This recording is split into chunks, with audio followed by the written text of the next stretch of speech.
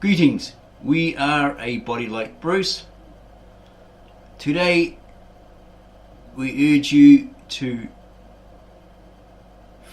get hold of this book. We'll leave the link below the video.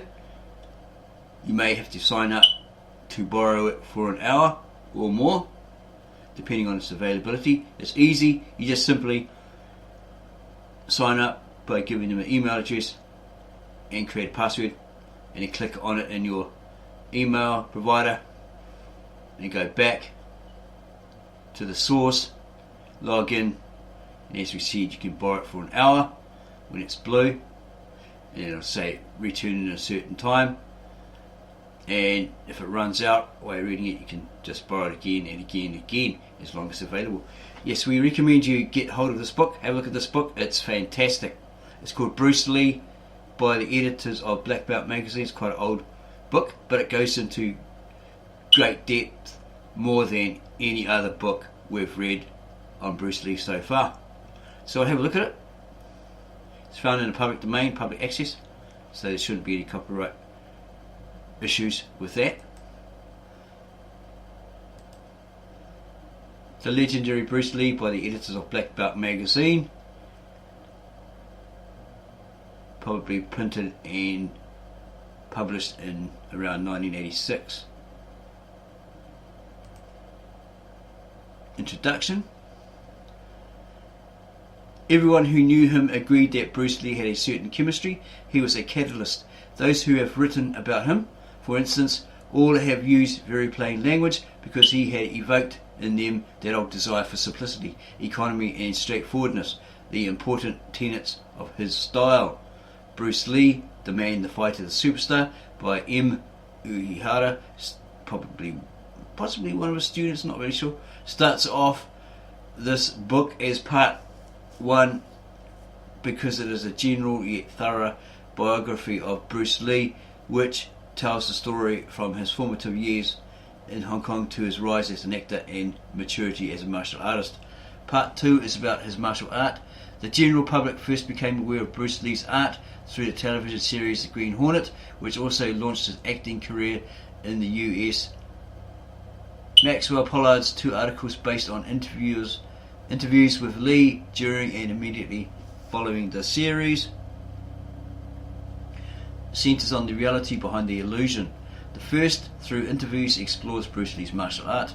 In the second, the author is given a personal lesson in the principles of Jeet Kune Do as Lee explains it during a workout in his Chinatown school.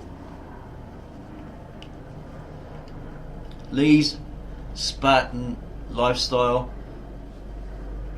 and rigorous daily training are detailed in Mitch Stomm's article, Bruce Lee's Training Methods. Stomm goes into depth to show the extraordinary exercises and gym equipment Lee developed to condition his body.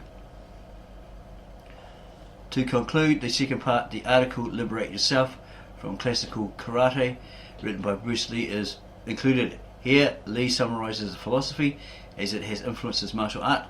Lee, the pragmatist, pushes toward explaining the essence of Jeet Kune Do.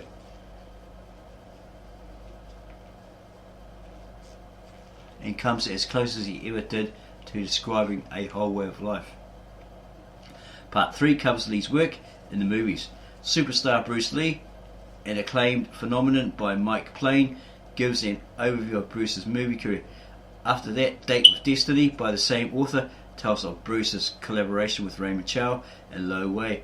Next, Linda Lee's account of the making of Way of the Dragon, a film which Lee directed himself, is followed by Steve Jacques' article on the making of Enter the Dragon, Bruce's biggest Hollywood film.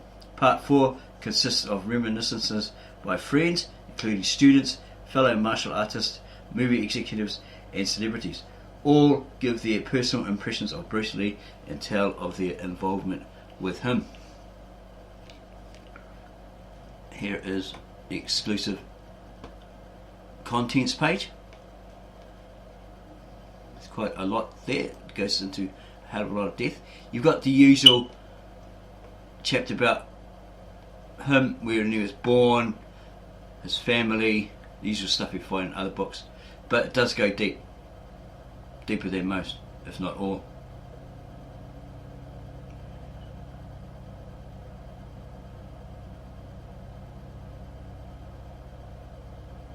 States here, one day I got a long distance call from Hong Kong's largest newspaper, explained Lee. They asked me if I was still alive. Guess who you're talking to? He replied, nope, I haven't gotten into a fight, but it's headlined in all the newspapers here that you were killed by some ruffians, the dumbfounded reporter told him. Besides rumours of death, Bruce was also haunted by stories of someone beating him up. Bruce had made enemies on both continents, and they apparently used his name to enhance their ego and fame. Perhaps their resentment was a reaction to his seemingly conceited attitude when he arrived in the United States for the first time. Yeah, Bruce was real cocky when I first met him, said Leo Fong, then a Methodist minister, but he simmered down quite a bit as he matured. Bruce feared no man. He had so much confidence in his ability that he dared not back off from any challenge. While I was a student at the University of Washington, Seattle, Bruce once recalled, I gave a demonstration of Kung Fu. While explaining the art as a forerunner to karate, I was rudely interrupted by a black belt karate man from Japan who sat in front of the stage. No, karate not from China, come from Japan, he hollered. Bruce reiterated superciliously, karate is from Kung Fu. After the crowd left, the karate man challenged Bruce. You want to fight? Anytime, Bruce retorted. Okay, I'll fight you next week. Why not now? Asked Bruce. And there's a picture of the entire Lee family when he was younger.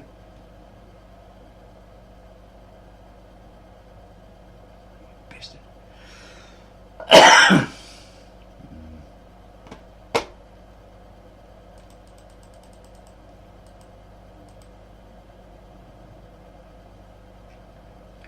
Greetings. We are a body like Bruce, and we urge you to get a hold of this book, Bruce Lee, by the editors of Black Belt Magazine. It goes deeper than any other book you've read on Bruce Lee. It has a hell of a lot of detail. We're really amazed when we came across it and decided to read it.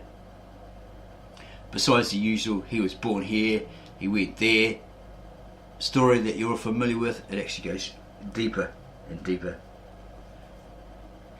in regards to those stories and what he did, who he came across, and how he created and developed his acting career and his legendary martial art Jeet Kune Do and so forth. So I urge you to go get it. We'll provide the link below so you can do that. You'd have to sign up to borrow it, which is not that hard. They're not like going to pressure you into buying this and buying that or conning you. You simply just sign up with your email, create a password, click it in your email when it's sent there to verify that you signed up, and then use your email and password to get in to borrow this book. As you see up here, it's in read mode, which means that I'm borrowing it. I'll return it after an hour, and then when it goes blue, that means your time's up, but you can borrow it again and again as available. It's usually no one else is looking at it, so shouldn't be any problem there, unless the site crashes for whatever reason, you're repairing it or whatever. Okay, so let's have a look at this book. Hopefully you'll find it as fantastic as we did. It's very in-depth.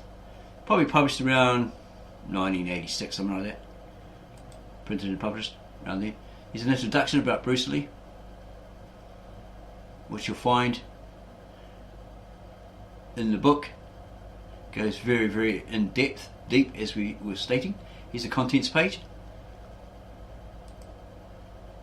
And as part one, usual story about where he was born, what family he was born into, all that sort of stuff, but it goes way deeper. Like here it says, one day Bruce Lee got a long distance call from Hong Kong's largest newspaper, explained Bruce Lee. They asked him if he was still alive. Guess who you talking to? He replied, nope, I haven't gotten into a fight, but it's headlines in all the newspapers here that you were killed by some ruffians, the dumbfounded reporter told him. Besides rumours of death, Bruce was also haunted by stories of someone beating him up. Bruce had made enemies on both continents, and they apparently used his name to enhance their ego and fame. Perhaps the resentment was a reaction to his seemingly conceited attitude when he arrived in the United States for the first time. Yeah, Bruce was real cocky when I first met him, said Leo Fong, then a Methodist minister, but he simmered down quite a bit as he matured. Bruce Lee feared no man. He had so much confidence in his ability that he dared not back off from any challenge, and so forth. There's a picture of his family in his younger days, in his teen years.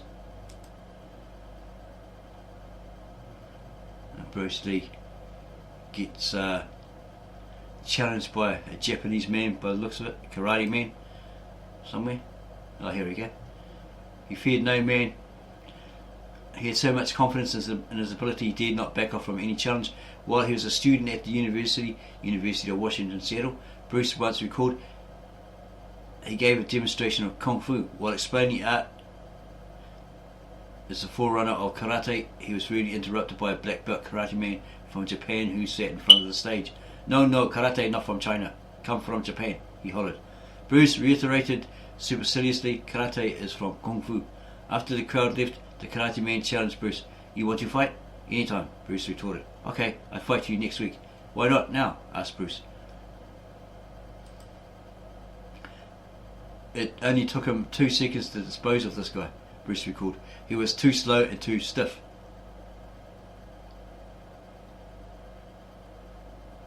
Yeah, need some more information. Bruce's outspoken ways make even more enemies. In his interview with Black Belt, Bruce blasted the Chinese classic Kung Fu practitioners and other martial artists for practicing kata forms. What a waste of time, he chastised. How can you fight by doing kata? There's no way a person is going to fight you in the streets with a set pattern. And then challenges began to roll in. One Kung Fu instructor scurrilously attacked Bruce, saying that the young man didn't know enough to make such criticisms. A few days later, Bruce decided to meet the instructor and challenge him to a sparring match. When the instructor retorted that he didn't spar and would only use his art in a life or death situation, Bruce unhesitantly responded, okay, let's go somewhere right now and have it out. Bruce was not the type to be bluffed. He would spar or fight anyone, even an opponent twice his size. And more information there.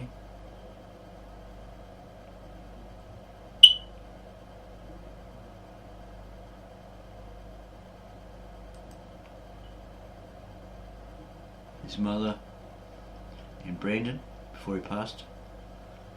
Wing Chun techniques, etc.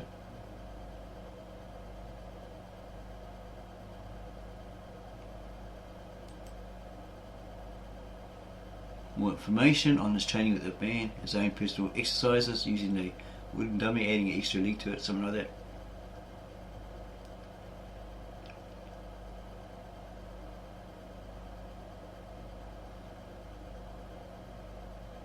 From quite a wealthy family, or well off. He was a slick dresser. His family weren't poor as the rest of the population, he recalled.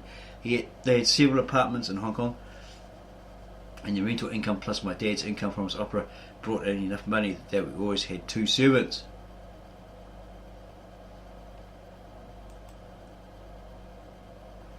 Like most Chinese fathers, Bruce's dad paid little attention to the children, spending most of his spare time in his private room reading.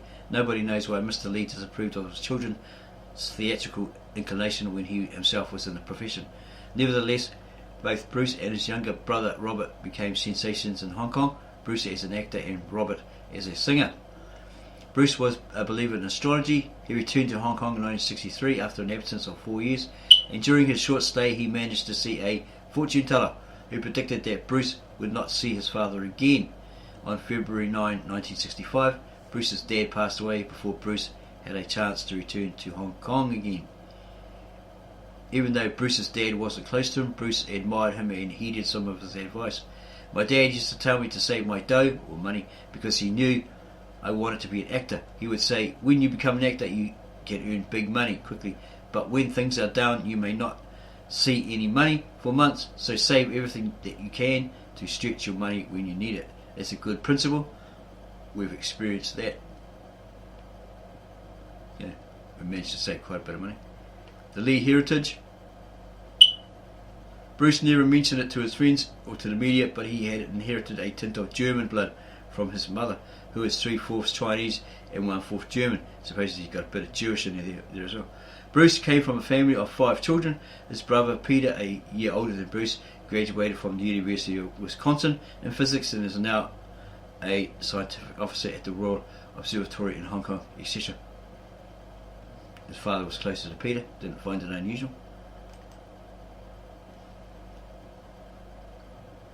Bruce was ahead of our time at least 100 years, says Dan Innocento, his protege, a rare accolade coming from one who had studied the martial arts for so many years, a black belt and 8 years in Kempo Karate, it's Ed Parker's karate, right?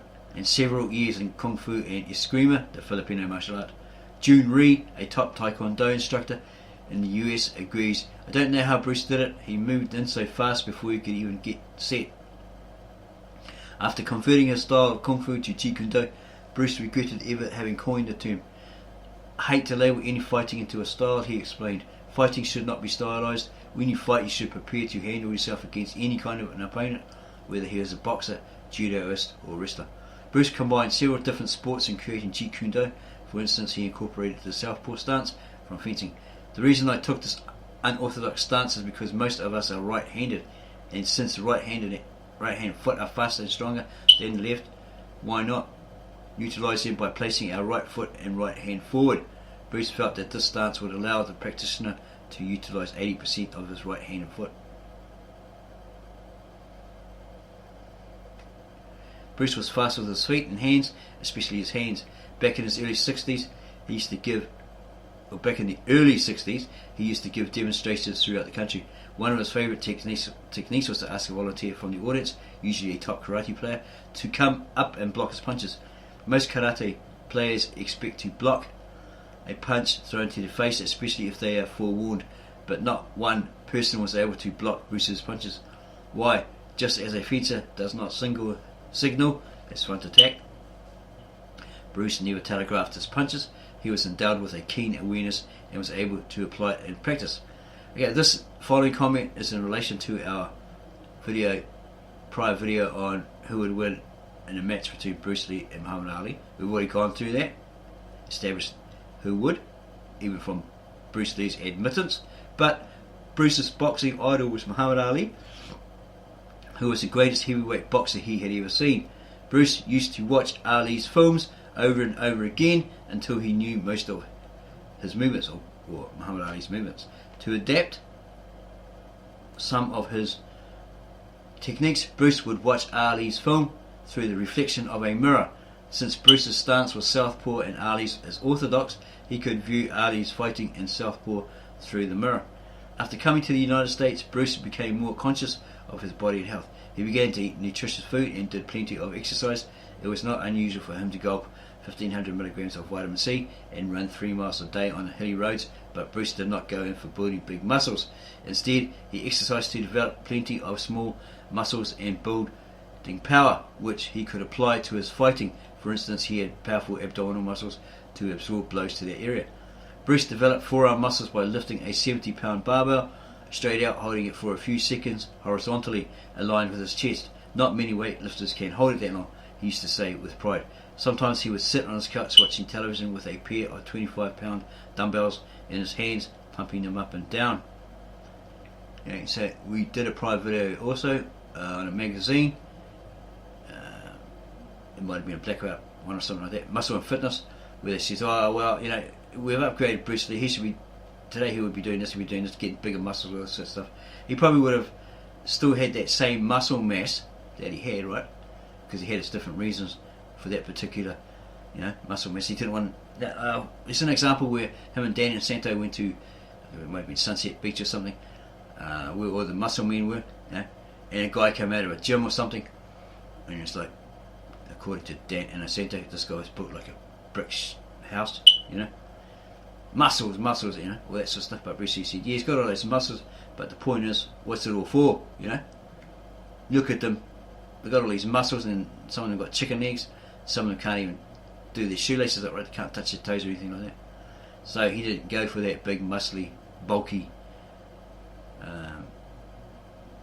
trend, that looked at everyone else or something. Right? He thought maybe big muscles, bulky and all that sort of stuff would probably slow him down in his punches, etc. And he's got more information about him using heavy bags and stuff.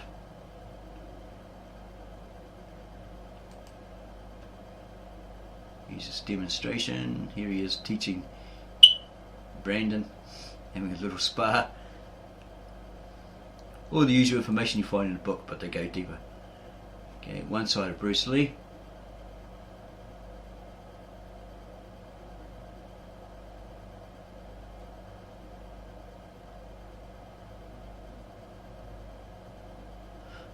Another side of Bruce.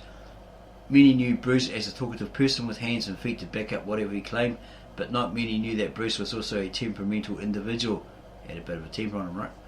When he moved to Culver City from Inglewood, he tried to help his wife by putting a bed together. When he couldn't get it together immediately, he began to cuss and finally drove the bed through the wall. He sure left a big dent in the wall, laughed Linda.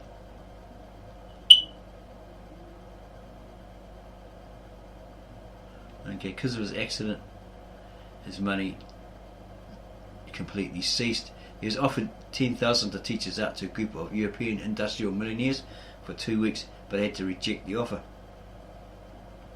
And it frightened him because he had no money, right? If he didn't have a family, it wouldn't have been so bad, but having a wife and 2 children, his daughter Shannon, that had just been born, made him realise that having bread is important. Yeah, money is important. People say, oh, money's the root of all evil. It's not. It's how you use it. Okay.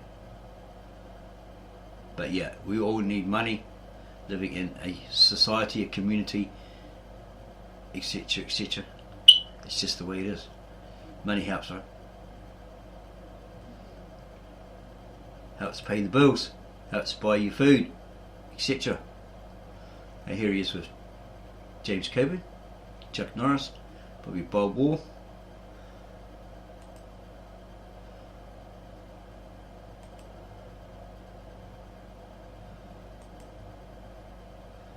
And that's Linda Lee, etc. And his JKD students, McQueen, Coburn, it's probably Robert, I'm not really sure who that is, as pallbearers. Was the Green Hornet's version of Kung Fu genuine? Yeah, it was exclusively Bruce's.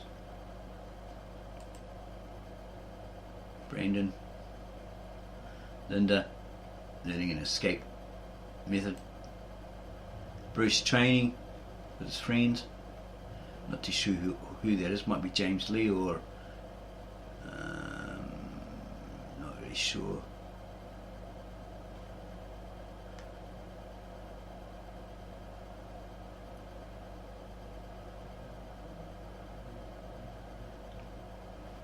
He states here, if he found a black belt who likes to spar, he charges nothing because he really enjoys the company. Bruce said. Yeah, he charged him $27.50 an hour when the student came to his club, sometimes more. More exercising. Kato the Green Hornet. K. Luke from Kung Fu. And Charlie Chan, was son of Charlie Chan, was Kato in 1941 apparently, but Bruce did a better job of that. He's on the Wing Chun dummy.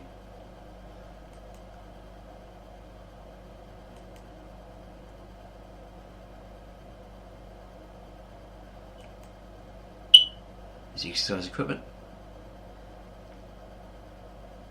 Sometimes we find these old bikes on the side of the road. We grab them and take them home. Like one time we were hesitant, there was a good bike outside the house. Someone had biffed up. Damn, too slow, went back, it was gone. Bruce Lee's training methods. It's that, what do they call that dragon exercise.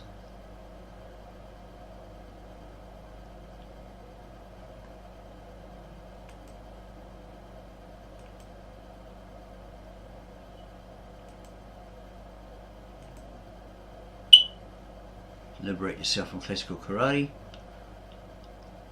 and Daniel O. Santos. From the books Bruce Lee's Fighting Methods, that could be James Lee, not really sure.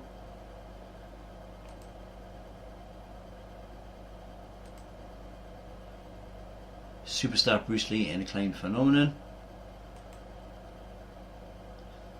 Kato with Van Williams and James Franciscus, The Blind Detective on Long Street, The Way of the Intercepting Fist. Big Boss, Into the Dragon.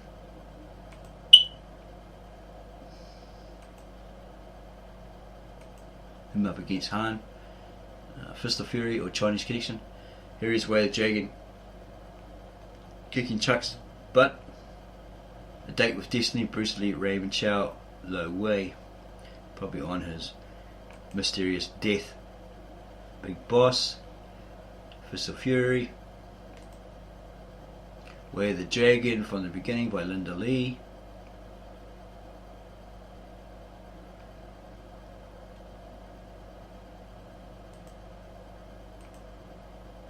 Chuck Norris getting his head kicked.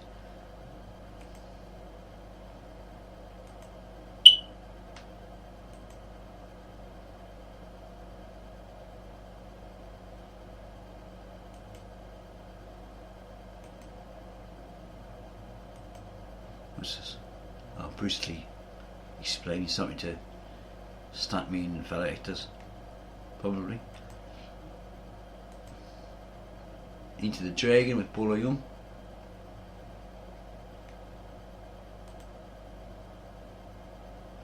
So Sterling Silliphant or Fred Whitechow. John Saxon. Yeah. Bob Klaus. Fred Whitechow. This is that Lady Capri. Very popular actor. This guy apparently was master in 30 something arts, martial arts. Wow. John Saxon.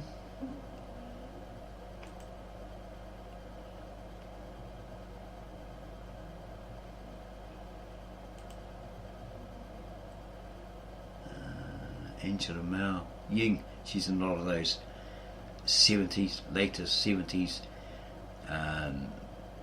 movies, like when I think it's like Hapkido or something, or when Taekwondo strikes, something like that. Haven't really watched those ones. Betty Chung on Into the Dragon. She played Mei Ling, maybe. Secret undercover agent. Bruce Lee doing a flip. Well, he actually didn't do that. It was that other guy, Yuen Wah, of Kung Fu Hustle, the landlord's husband. And here is Bruce Lee as seen through the eyes of movie personalities and fellow JKT students. His students, Coburn McQueen,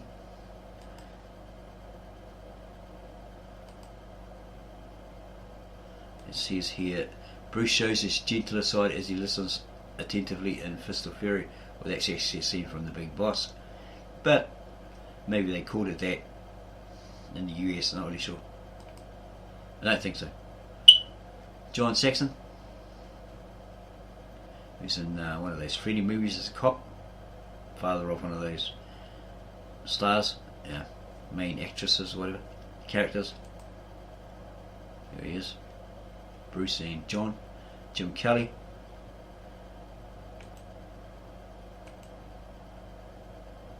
Apparently he, even though he's like a technical advisor or that sort of stuff, he let these people showcase their type of martial arts, right? They knew what to do, so he left them to it. Maybe give them a bit of advice, but that's how open he was. Yeah. Bruce Lee is seen through the eyes of movie executives. Sterling Silliphant.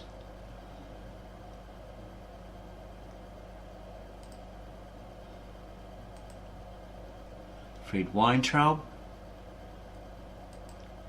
And what I thought of Bruce. Bruce Lee is seen through the eyes of TV personalities. Van Williams, he probably passed around, he died probably around about 2080, something like that.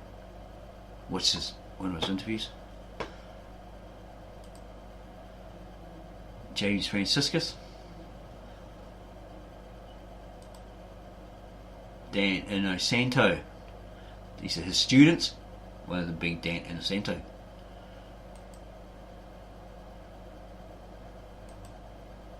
Dan Lee. I think most of his students are dead, except for maybe Dan Inosanto and a couple of other ones. Bruce Lee is seen through the eyes of fellow martial artists like Chuck Norris, Wally J,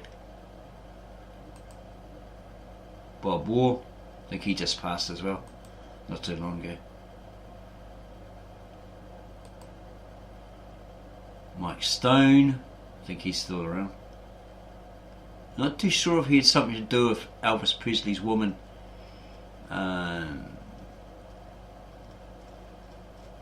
Priscilla. I'm pretty sure he was her karate instructor, and then they had a fling, and she left him for Mike Stone. June Gu Ri, master of Taekwondo.